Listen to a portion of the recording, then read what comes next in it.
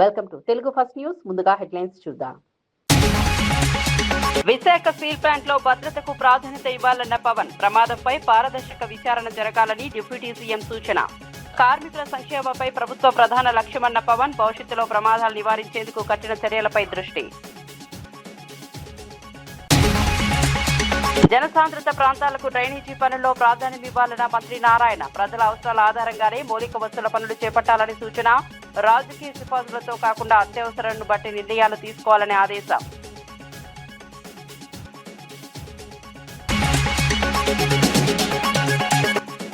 బాల్క సుమన్ అరెస్టుపై కాంగ్రెస్ ను నిలదీసిన బీఆర్ఎస్. అవినీతి బయటపెట్టినందుకే కేసులంటూ ఆరోపణలు. ప్రతిపక్షాల గొంతు నొక్కే ప్రయత్నాలు జరుగుతున్నాయన్న విమర్శ. బాల్క సుమన్ కు న్యాయం జరిగే వరకు పోరాటం కొనసాగుతుందన్న బీఆర్ఎస్. స్టీల్ ప్లాంట్ బాధితులకు అండగా నిలిచిన లోకేష్. మృతుల కుటుంబాలకు అదనపు పరిహారం ప్రకటించిన కేంద్రం. కుటుంబ సభ్యులకు శాశ్వత ఉద్యోగ హామీ. కార్మిక భద్రతకు ప్రభుత్వం కట్టుబడి ఉందన్న లోకేష్.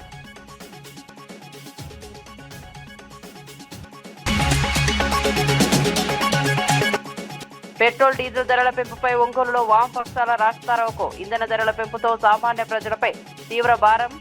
నిరసనకు దిగిన నాయకులను అదుపులోకి తీసుకున్న పోలీసులు.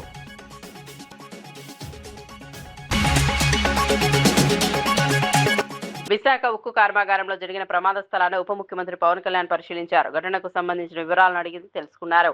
కార్మికుల భద్రత విషయంలో ఎలాంటి నిర్లక్ష్యానికి తాము ఉండకూడదని స్పష్టం చేశారు. ప్రమాదానికి గల కారణాలపై ప్రత్యేక కమిటీలు విచారణ జరిపి నివేదికలు సమర్పిస్తాయని, వాటి ఆధారంగానే తదుపరి నిర్ణయాలు తీసుకుంటామని చెప్పారు. మొత్తం ప్రక్రియలో పారదర్శకత పాటిస్తామని హామీ ఇచ్చారు. ఏ ప్రభుత్వం అధికారంలో ఉన్నా కార్మిక సంఘాలు కార్మికుల పక్షాన్ని నిలబడి వారి హక్కులను కాపాడాలని సూచించారు. భవిష్యత్తులో ఇలాంటి ప్రమాదాలు పునరావృతం కాకుండా కఠిన భద్రతా చర్యలు అమలు చేయాలని యాజమాన్యానికి సూచించారు. కార్మికుల సంక్షేమమే ప్రభుత్వ ప్రధాన లక్ష్యమని పవన్ కళ్యాణ్ తెలిపారు. శ్రీకాకుళం జిల్లా పలాసలో వైసీపీ స్థానిక ఎన్నికల సన్నద్ధం. రిపీట్. మంగళవారం నాడు మాజీ మంత్రి డాక్టర్ సీదిరి అప్పలరాజు ప్రారంభించారు.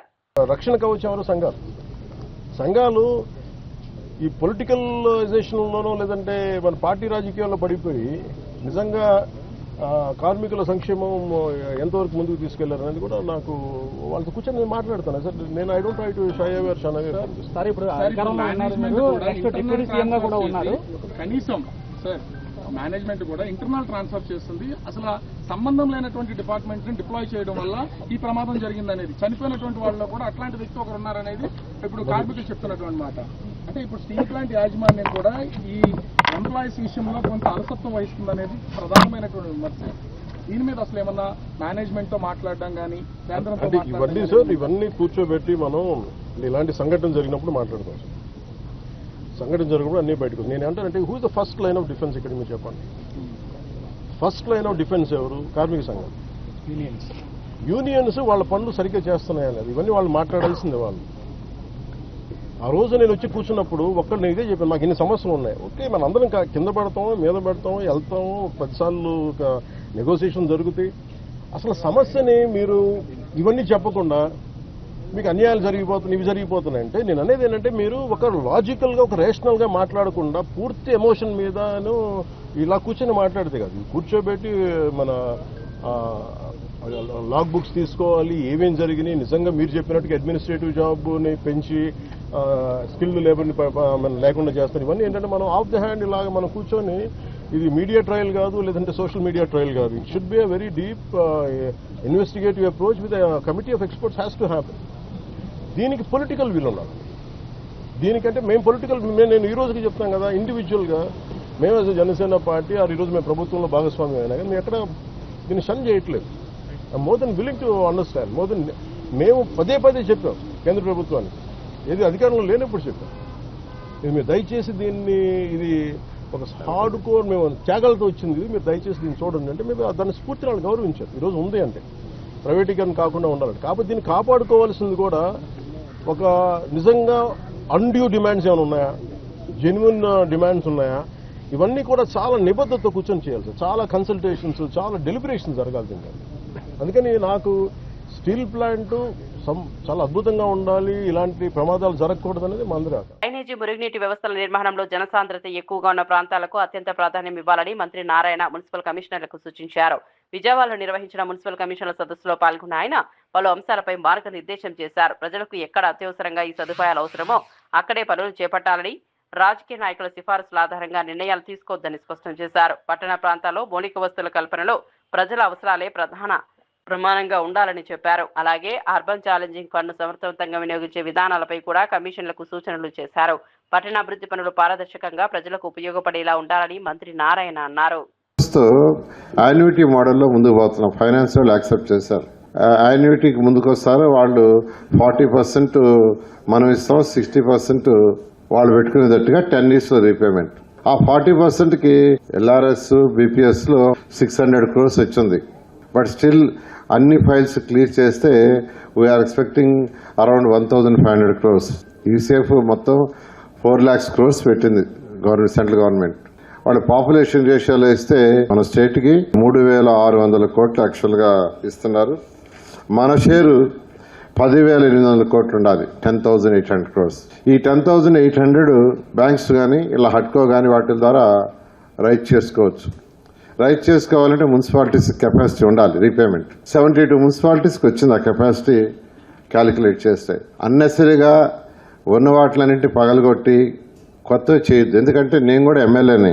నాయకులు అది పెట్టేయండి, ఇది పెట్టేయండి, పెట్టేయమంటారు. అది సహజం. ఆ పెద్ద పెద్ద డ్రైన్స్ అడుగుతారు. అవి చేస్తాం, చేయమంటారా. ఫస్ట్ పాపులేషన్ ఎక్కడైతే ఉండారో అక్కడ ఉండే డ్రైన్స్, కచ్చా డ్రైన్స్ని ఇన్నిసార్లు ఎందుకు చెప్తున్నానంటే నేను నెల్లూరులో చూస్తున్నా. విశాఖపట్నం రైల్వే జోన్ సాధనలో భారతీయ జనతా పార్టీ కీలక పాత్ర పోషించిందని బీజేపీ నేత మాజీ ఎమ్మెల్యే పీవీఎన్ మాధవ్ తెలిపారు. కేంద్ర ప్రభుత్వం ప్రకటించిన విశాఖ రైల్వే జోన్ కోసం బీజేపీ ఎన్నో ఏళ్లుగా నిరంతరం పోరాటం చేసిందని చెప్పారు. తాను యువమోర్చా నాయకుడిగా ఉన్నప్పటి నుంచే రైల్వే జోన్ అంశాన్ని కేంద్రం దృష్టికి తీసుకెళ్లినట్లు గుర్తు చేశారు. ఆంధ్రప్రదేశ్కు రావాల్సిన నిధులు, పోలవరం ప్రాజెక్టు, రైల్వే జోన్ సహా 100కు పైగా ప్రాజెక్టు సాధన కోసం అప్పటి యూపీఏ ప్రభుత్వంపై కూడా బీజేపీ తీవ్ర ఒత్తిడిని తీసుకొచ్చిందన్నారు. రాష్ట్ర అభివృద్ధికి అవసరమైన మౌలిక వస్తువుల కోసం పార్టీ నిరంతరం కృషి చేస్తోందని మాధవ్ వివరించారు.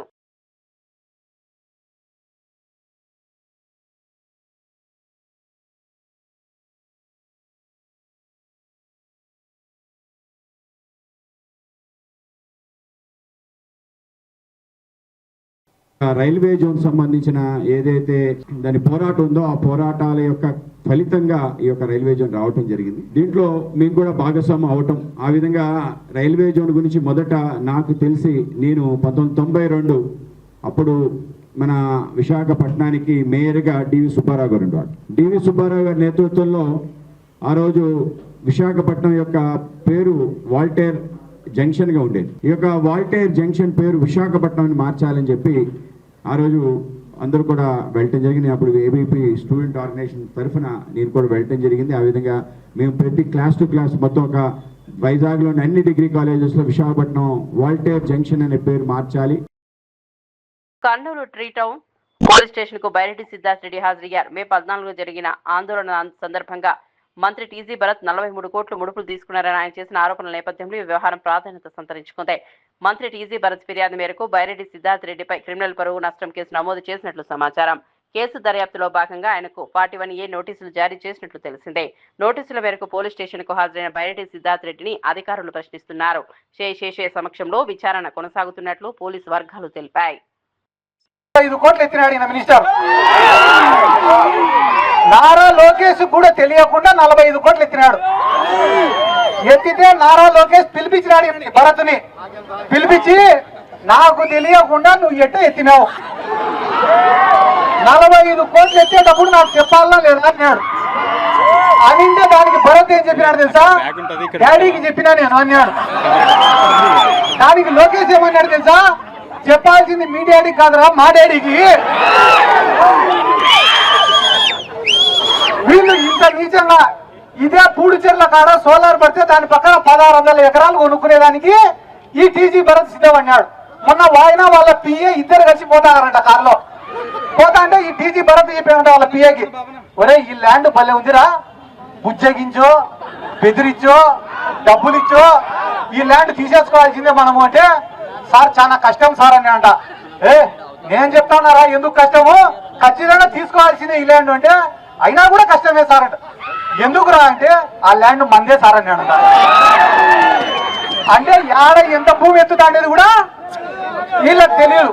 ప్రకాశం జిల్లా ఒంగోలులో పెట్రోల్, డీజిల్, వంట గ్యాస్ ధరల పెంపును నిరసిస్తూ వామపక్షాల ఆధ్వర్యంలో రాస్తారోకో నిర్వహించారు. కేంద్ర రాష్ట్ర ప్రభుత్వాల విధానాలకు వ్యతిరేకంగా పెద్ద ఎత్తున నిరసన వ్యక్తం చేసిన నాయకులను పోలీసులు అదుపులోకి తీసుకున్నారు. ఒక్క నెలలోనే 4 సార్లు ఇంధన ధరలు పెంచడం వల్ల సామాన్య ప్రజలపై తీవ్ర భారం పడుతోందని వామపక్ష నేతలు విమర్శించారు. కేంద్ర ప్రభుత్వం 25%, రాష్ట్ర ప్రభుత్వం 35% పన్నులు విధించడం ద్వారా ప్రజలపై అదనపు భారం మోపుతున్నారని ఆరోపించారు. అంతర్జాతీయ మార్కెట్లో ధరలు తగ్గినప్పుడు వినియోగదారులకు ఎందుకు ప్రయోజనం కల్పించలేదని ప్రశ్నించారు.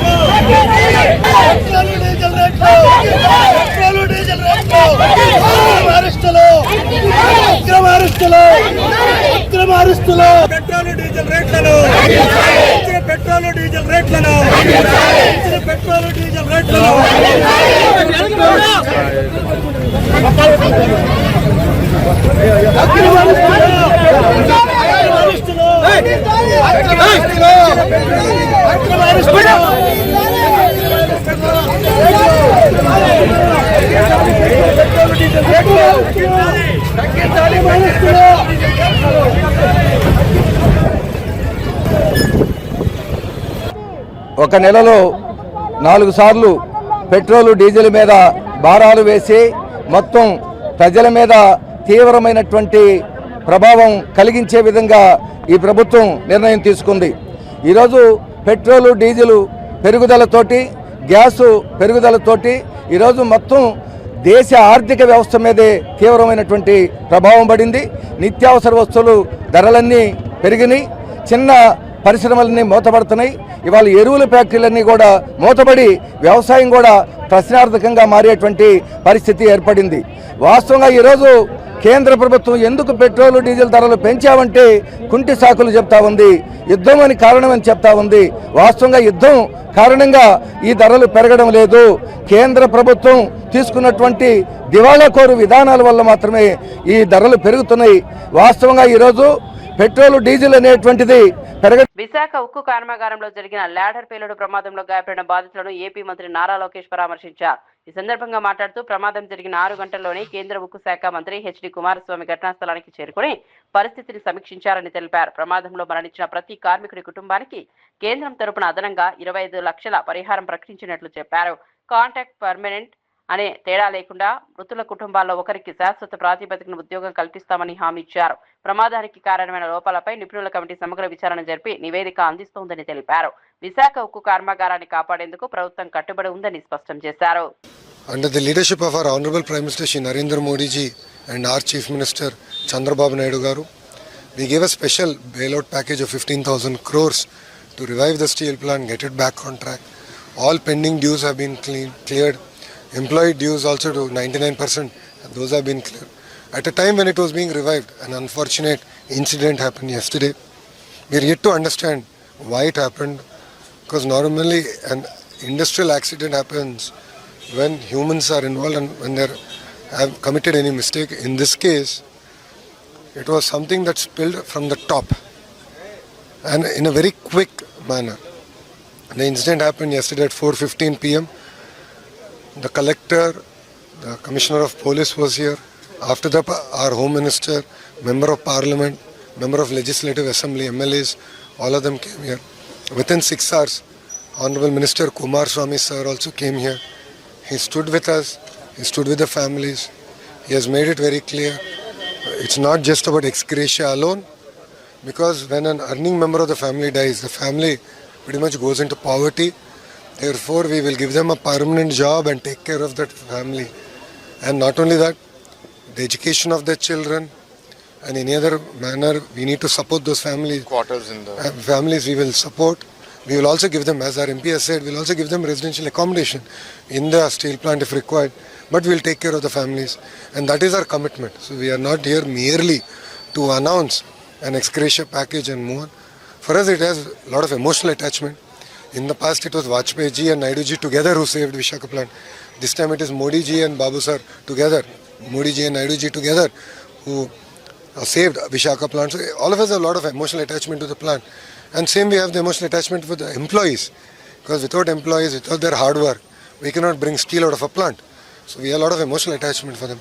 I met all the families. What was very heartening for me is that Sreen was one of the employees who sustained severe burns. While I was leaving, he told me a statement. He said, incident has happened. Some of us have lost our lives. Some of us have been burnt severely. But ensure the plant production doesn't stop. Ensure that Visakhapatnam plant continues. So when he told me that, because I was there in a very different emotional state, I thought he was talking about himself, but he was actually talking about Visakhapatnam steel plant. That is the spirit of the workers of this plant. So we have a lot of responsibility. Now expert committee is coming. Kumaraswamy sir formed an expert committee. The expert committee is also coming here. They will review everything end to end. They will meet with the employees over in the shift at that time, understand everything. As a government, it's our responsibility to.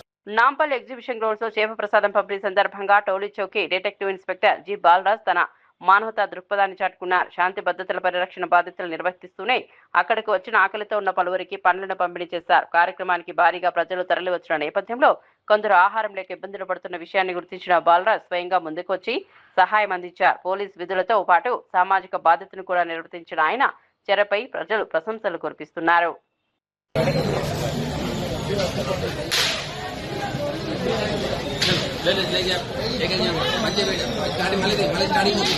Singareni బొగ్గు గనుల్లో జరుగుతున్న అక్రమాలు దోపిడీని బయటపెట్టినందుకే BRS నాయకులు సుమన్పై అక్రమ కేసులు నమోదు చేసి జైలుకు పంపారని ఆ పార్టీ నేతలు ఆరోపించారు. కాంగ్రెస్ ప్రభుత్వం రాజకీయ కక్ష సాధింపులో భాగంగానే ఈ చర్యలకు పాల్పడుతోందని విమర్శించారు. బహిరంగ సభల్లో అసభ్య పదజాలం ఇస్తున్న ముఖ్యమంత్రి రేవంత్ రెడ్డి కాంగ్రెస్ ఎమ్మెల్యేలపై కూడా అదే విధంగా కేసులు నమోదు చేసి చర్యలు తీసుకోవాలని డిమాండ్ చేశారు. ప్రస్తుతం తెలంగాణలో భారత రాజ్యాంగం అమలు కావడం లేదని, కేవలం రేవంత్ రెడ్డి ఫ్యాసిస్ట్ రాజ్యాంగమే నడుస్తుందని తీవ్ర వ్యాఖ్యలు చేశారు. రౌడీ భాష, క్రిమినల్ భాష, తొక్కుతా అంటే క్రిమినల్ భాష, రాళ్లతో కొట్టండి అని చెప్పని కార్యకర్తలను ప్రేరేపిస్తే అది క్రిమినల్ భాష. ఏది పడితే అది, ఎవరిని పడితే అది ముఖ్యమంత్రి కుర్చీలో కూర్చొని ఏది మాట్లాడినా అదేమో ప్రామాణికమైన భాష. సింగరేణి కాలనీస్ లో 1000 కోట్ల కుంభకోణాలు జరుగుతున్నాయి. అక్కడ ఉన్నటువంటి కార్మికులకు అనేక రకాలైన కష్టాలు నష్టాలు ఉన్నాయని చెప్పని సింగరేణి కాలనీస్ ను కాపాడుకోవాలనే ఉద్దేశంతో తను ఒక మాట అంటే అది మొత్తం నేరమైనట్టుగా తను జైల్లో పెట్టినారు. తెలంగాణ సమాజం ఆలోచించుకోవాల్సిన అవసరం ఉంది. ఒకవేళ సుమన్ గారు మాట్లాడింది తప్పే అయినట్టయితే రేవంత్ రెడ్డి మాట్లాడింది ఎందుకు తప్పు కాదు, ఆయన పైన ఎందుకు ఎఫ్ఐఆర్ చేయరు? ఇదే మేమే అనేక సందర్భాలలో జూబ్లీ హిల్స్ పోలీస్ స్టేషన్ లో, ఫిలిం నగర్ పోలీస్ స్టేషన్ లో, పంజగుట్ట పోలీస్ స్టేషన్ లో, బంజారా హిల్స్ పోలీస్ స్టేషన్ లో, ఇదే హైదరాబాద్ పరిధిలో ఉన్న అనేక పోలీస్ స్టేషన్లలో రేవంత్ రెడ్డి తండ్రి వయసు ఉన్నటువంటి ఒక కేసీఆర్ గారిని చంపండి, కొట్టండి, ఉరిదీయండి, రాళ్లతో కొట్టండి అని చెప్పని ఇష్టం వచ్చినట్టు మాట్లాడినప్పుడు ఇది అప్రజాస్వామికము, అనైతికము, ఇది చట్టానికి విరుద్ధము అని చెప్పని మేము కేసులు పెడితే కనీసం ఎఫ్ఐఆర్లు చేయలేదు ఈ పోలీస్. ఇవాళ రేవంత్ రెడ్డిని ఆదర్శంగా తీసుకొని మాట్లాడుతున్నటువంటి ఒక ఆయన పేరేం పేరు అనిరుద్ రెడ్డి గాని, లేకపోతే జగ్గారెడ్డి గారు గాని, మైనంపల్లి హనుమంతరావు గారు గాని, ఇంకా చాలా మంది రేవంత్ రెడ్డి ఆదర్శ పురుషుడు అన్నట్టుగా ఇష్టం వచ్చినట్లుగా బూతులు మాట్లాడుతూ బెదిరింపులకు ఫత్వాలు జారీ చేస్తేనేమో వాళ్ల పైన కేసులు లేవు. ఒక దళిత బిడ్డ, ఒక విద్యార్థి నాయకుడు తెలంగాణలో విద్యారంగంపై రాష్ట్ర ప్రభుత్వ వైఖరిని బీఆర్ఎస్ నాయకులు తీవ్రంగా తప్పుపట్టారు. ముఖ్యమంత్రి రేవంత్ రెడ్డి విద్యాశాఖ మంత్రిగా కూడా బాధ్యతలు నిర్వహిస్తున్నప్పటికీ పేద మధ్యతరగతి పిల్లల విద్యా హక్కులను కాలరాస్తున్నారని ఆరోపించారు. ప్రభుత్వ పాఠశాలను మూసివేస్తూ కార్పొరేట్, ప్రైవేటు విద్యాసంస్థలకు ప్రాధాన్యం కల్పిస్తున్నారని విమర్శించారు. ప్రభుత్వ విద్యను బలోపేతం చేయాల్సిన సమయంలో ప్రభుత్వ పాఠశాలల సంఖ్య తగ్గడం ఆందోళన కలిగించే విషయమన్నారు. గ్రామీణ ప్రాంతాల్లో విద్యార్థులకు అందుబాటులో ఉన్న అవకాశాలు తగ్గిపోతున్నాయని చెప్పారు. ప్రభుత్వ విద్యను పరిరక్షిస్తూ పాఠశాలల అభివృద్ధికి ప్రత్యేక చర్యలు చేపట్టాలని బీఆర్ఎస్ నాయకులు డిమాండ్ చేశారు. బాధ్యత విద్యను అందరికి చేరువ చేయటము మీకు ఆర్టీఈలో చాలా క్లియర్ గా ఉంటది. చాలా క్లియర్ గా రైట్ టు ఎడ్యుకేషన్ యాక్ట్ లో చెప్తారు ఏంటంటే విద్యను కల్పించాలా. ఎక్కడ కూడా ఎలిమెంటరీ ఎడ్యుకేషన్ కంప్లీట్ అయ్యే వరకు కూడా ఖర్చులతో సంబంధం లేకుండా మీరు దాన్ని నిర్వహించాలని చెప్తారు. అదేం లేకుండా గతంలో ఏకోపాధ్యాయ పాఠశాలలు ఎక్కడన్నా కొన్ని రేషనలైజ్ చేస్తే కూడా ఏకోపాధ్యాయ పాఠశాలలు తీసేస్తారా, అట్లెట్లా చేస్తారని మాట్లాడిన రేవంత్ రెడ్డి ఇవాళ ప్రభుత్వంలోకి రాగానే ఆయనే విద్యామంత్రిగా ఉండి తండాలల్లా, గ్రామాలల్లో, గూడాలల్లో స్కూల్ ఉండడం అనేది ఓల్డ్ ఫ్యాషన్ అట. అది ఓల్డ్ ఫ్యాషన్ కాదు మిత్రమా. అది అవుట్డేటెడ్ ఫ్యాషన్ కాదు మిత్రమా. మీ ఆలోచనలు అవుట్డేటెడ్గా ఉన్నాయి. మీకు విద్యా వ్యవస్థ మీద కనీస అవగాహన లేదు, సమాజం పట్ల బాధ్యత లేదనే విషయాన్ని ఈ ప్రకటనలు మాకు గుర్తు చేస్తూ ఉన్నాయి. నేను అడుగుతా ఉన్నాను, ఎవరిని సంప్రదించారు? రాష్ట్రంలో 26,065 పాఠశాలలు ప్రభుత్వమే ఉన్నాయి, కొన్ని ఎయిడెడ్ స్కూల్స్ ఉన్నాయి, దాంట్లో భాగంగా కొన్ని 4,500 హై స్కూల్స్ ఉన్నాయి, ఉపాధ్యాయ సంఘాలు ఉన్నాయి, నిపుణులు ఉన్నారు, విద్యారంగంలో దగ్గరగా పనిచేసే వ్యక్తులు ఉన్నారు. ఎవరన్నా చర్చించినరా మీరు? బెంగళూరులో మాట్లాడే మాటల ముందు నోటికి ఎంత వస్తుందంత మాట్లాడి అబాస్పాలు కావడం తప్పితే దీంట్లో మరో విషయం ఉందన్నటువంటి విషయాన్ని నేను వారిని ప్రశ్నిస్తా ఉన్నాను. చట్టం తెలుసా? ఎక్కడైతే మనకు గ్రామం ఉంటుందో, విద్యార్థులు ఉంటారో ఆ ఏరియాకు 1 కిలోమీటర్ లోపులో ప్రాథమిక పాఠశాల ఉండాలి. 3 కిలోమీటర్ల లోపులో మనం అప్పర్ ప్రైమరీ స్కూల్ అంటాం కదా, ప్రాథమికోన్నత పాఠశాల ఉండాలి. 5 కిలోమీటర్ల లోపులో ఉన్నత పాఠశాల ఉండాలి, మన హై స్కూల్ అంటాం కదా, ఆ హై స్కూల్ ఉండాలి. ఎట్లా రేషనలైజ్ చేస్తావు? ఇది రేషనలైజ్ చేయడం అంటే సంఖ్య తగ్గించడం కాదనే విషయాన్ని ముఖ్యమంత్రి గారు గమనించాలి. దాని అర్థం గమనించండి. ఒకవేళ స్టూడెంట్ కేంద్ర మంత్రి కిషన్ రెడ్డి తెలంగాణ అభివృద్ధిని అడ్డుకుంటున్నారని TPCC general secretary Chenagani Dayakar ఆరోపించారు. ముఖ్యమంత్రి రేవంత్ రెడ్డిపై కక్ష సాధింపు ధోరణితో వ్యవహరిస్తూ రాష్ట్ర ప్రయోజనాలను దెబ్బతీస్తున్నారని మండిపడ్డారు. RRR ప్రాజెక్టు, మెట్రో విస్తరణ, వడ్ల కొనుగోలు వంటి అంశాలపై కేంద్ర ప్రభుత్వం నిర్లక్ష్యంగా వ్యవహరిస్తోందని విమర్శించారు. తెలంగాణ ప్రజల అభివృద్ధికి అవసరమైన ప్రాజెక్టుల విషయంలో బీజేపీ ఎంపీలు సరైన సహకారం అందించడం లేదన్నారు. రాష్ట్రానికి రావాల్సిన నిధులు, ప్రాజెక్టుల విషయంలో కేంద్రం స్పష్టమైన వైఖరి ప్రకటించాలని డిమాండ్ చేశారు. తెలంగాణ ప్రజల ప్రయోజనాలను కాపాడాల్సిన బాధ్యత కేంద్ర ప్రభుత్వంపై ఉందన్నారు. అనేక ఉదాహరణలు ఉన్నాయని కూడా ఈ సందర్భంగా మీతోని మాట్లాడాలనుకున్నాం. ప్రజలారా, ఇవాళ ప్రజాపాలన అధికారం వచ్చిన తర్వాత కిషన్ రెడ్డి గారు కేంద్ర మంత్రిగా ఉండి తెలంగాణకు తీసుకొచ్చినటువంటి నిధులెంత, తెలంగాణకు తీసుకొచ్చినటువంటి కేంద్ర అభివృద్ధి నుంచి తెలంగాణ రాష్ట్రానికి వచ్చినదెంత ఒకసారి గమనిస్తే, ఇవాళ రీజనల్ రింగ్ రోడ్ అయినా, మెట్రో రైల్ అయినా, సింగూరు జలాలైనా, తుమ్మిడిహెట్ట అయినా, తెలంగాణ ప్రజాప్రభుత్వం, ప్రజాపాలన ప్రస్తావించిన ఏ ఒక్క అభివృద్ధికి కూడా కిషన్ రెడ్డి గారు నేటికి కూడా సమాధానం లేదు. అభివృద్ధికి మోక్షం లేకుండా కేంద్ర ప్రభుత్వంతోనే ఇవాళ మిలాఖతై ఇవాళ తెలంగాణ రాష్ట్రానికి ఒక ప్రధాన అడ్డంకిగా, శిఖండిలాగా కిషన్ రెడ్డి మారుతున్నాడు. కారణం ఏదంటే, గత 10 ఏళ్ల నుంచి కేసీఆర్ ప్రభుత్వంతోని ఆర్థిక రాజకీయ సంబంధాలతోని అంటిపెట్టుకొని ఇవాళ అధికారం పోయిన తర్వాత కూడా ఇవాళ బీఆర్ఎస్ పార్టీకి వకాలత్గా మారి ఇవాళ కేసీఆర్తో రాజకీయ ఆర్థిక సంబంధాల భాగంలోనే ఈరోజు ప్రజాప్రభుత్వం పైన, ప్రజాపాలన పైన కక్ష సాధింపు చర్యలకు పాల్పడతా ఉన్నారు.